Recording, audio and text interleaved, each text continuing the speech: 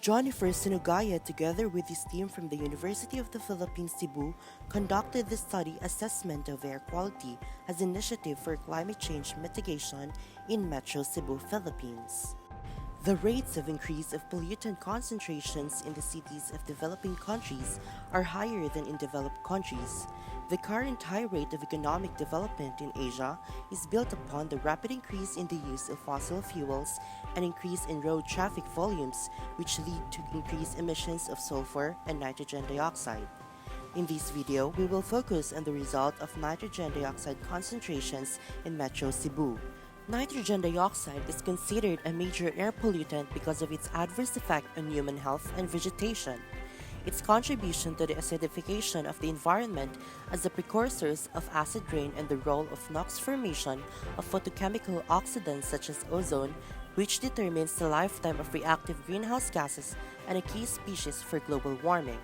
It is an important indicator of air pollution because it is well correlated with concentration of carbon monoxide and particulate polycyclic aromatic hydrocarbons.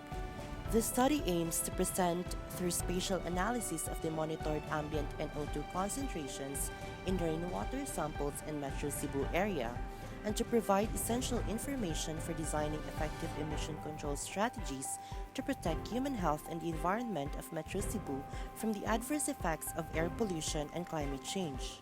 Materials and methodology. The nitrogen dioxide monitoring were conducted in 6 urban sites in Metro Cebu, namely Lapu-Lapu City Airport, Mandawi City, SM near the port area, Cebu City Downtown in Jones Avenue, Talisay City, Uptown area in UP, and 2 other remote sites in Barangay Malubog and Barangay Tap-Tap, for a total of 8 sampling sites. The urban sites are chosen so as to determine the extent of pollution contributed by the traffic, navigation, air and sea, and industrial sectors, while the remote sites are chosen so as to determine the extent of pollution transported by land or sea breeze circulation. In measuring the ambient nitrogen dioxide, the diffusion tube samplers are used for collecting air samples from the selected study sites. The samplers were prepared using trithanolamine method for nitrogen dioxide. These samplers collect NO2 via molecular diffusion.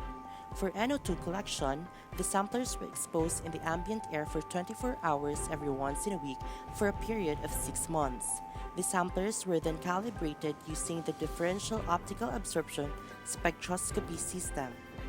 The result shows the variability of ambient NO2 concentration in the atmosphere is governed by the strength of NOx emissions and meteorological conditions. This figure implies that the urban sites have relatively high NO2 levels compared to the remote areas.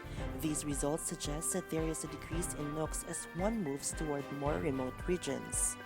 The results show that Jones area consistently exceeded the maximum allowed value in 24-hour averaging time as set by the Clean Air Act of 1999. As seen in the figure, the concentration of NO2 in Talisay could have been influenced by the transport of slow-moving NOx from the interior part of Cebu City as slow wind blows from northeast direction in the months of December to May. This study indicated that Jones Avenue is an NO2 polluted area.